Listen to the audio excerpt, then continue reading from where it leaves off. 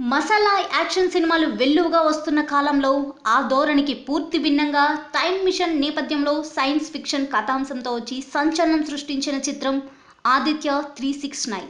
నందమూరి బాలకృష్ణ కథానాయకుడిగా సంగీతం శ్రీనివాసరావు సృష్టించిన ఈ చిత్రం తెలుగు సినీ చరిత్రలో ఓ ఆణిముత్యంలా నిలిచిపోయింది. ఆ సినిమా విడుదలై సోమవారంతో 25 ఏళ్లు పూర్తవుతున్న సందర్భంగా దాని నిర్మాత శివలెంక కృష్ణప్రసాద్ మాట్లాడుతూ ఎస్పి బాలు గారు ఓ రోజు సంగీతం శ్రీనివాసరావు గారి వద్ద ఓ మంచి కథ ఉందన్నారు. సంగీతం గారిని కలవగానే టైం ట్రావెలింగ్ మీద ఓ లైన్ చెప్పారు.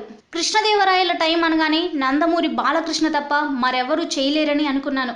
ఓ రోజు నేను సంగీతం గారు బాలకృష్ణ గారిని కలిసి కథ చెప్పగానే ఆయన వెంటనే చేద్దామని మాటిచ్చారు.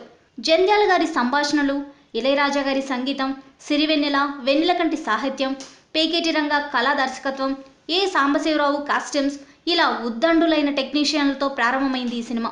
చిత్రీకరణకు 110 రోజులు పట్టింది.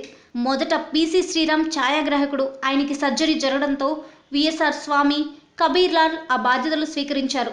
నాకున్న అనుభవం ప్రకారం 1,30,00,000 బడ్జెట్ అయితే అది సేఫ్ ప్రాజెక్ట్ అని నా నమ్మకం. అయితే మరో 30 లక్షల బడ్జెట్ పెరిగింది. అన్నపూర్ణ స్టూడియోలోనే వేసిన సెట్లు, టైం మిషన్ కాన్సెప్ట్ జనాల్లోకి బాగా వెళ్లడం వల్ల డిస్ట్రిబ్యూటర్లు ఆ 30 లక్షలు పెట్టడానికి ముందుకొచ్చారు. ఎంతో ప్లానింగ్తో చేస్తే 1,52,00,000 ఖర్చయింది. యుగపురుషుడు, ఆదిత్యుడు అని టైటిల్లు పెట్టుకున్నాం. ఆదిత్యుడని ఆదిత్య చేసి టైం ట్రావెలింగ్ లైన్ కాబట్టి 369 అని అసెండింగ్ నెంబర్ కలిపాం. అదే టైటిల్గా మారింది.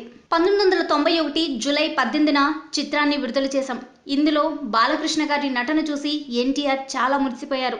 విలన్గా అమరేష్ పురి, టిన్ను ఆనంద్, తెనాలి రామకృష్ణుడిగా చంద్రమోహన్, హీరోయిన్ మోహిని నటన ప్రేక్షకులకి ఎప్పటికీ గుర్తుండిపోతుంది. నిర్మాతగా నన్ను నిలబెట్టిన చిత్రం ఇది.